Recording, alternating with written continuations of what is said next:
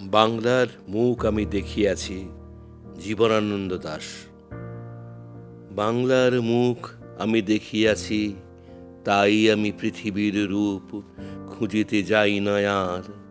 অন্ধকারে জেগে উঠে ডুমুরের গাছে চেয়ে দেখি, ছাতার মতন বড় পাতাটির নিচে বসে আছে ভোরের দোয়েল পাখি। চারিদিকে চেয়ে দেখি পল্লবের স্তূপ, জাম, বট, কাঁঠালের, হিজলের, অশথের করে আছে চুপ।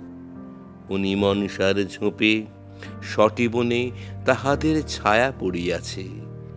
মধুকর ডিঙা থেকে না জানি সে কবে চাঁদ চম্পার কাছে এমন হিজল, বট, তমালের নীল ছায়া বাংলার অপরূপ রূপ দেখেছিল।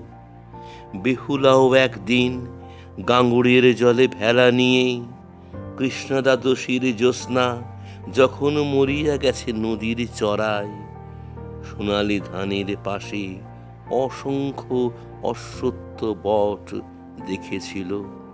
হায়, শ্যামার নরম গান শুনেছিল।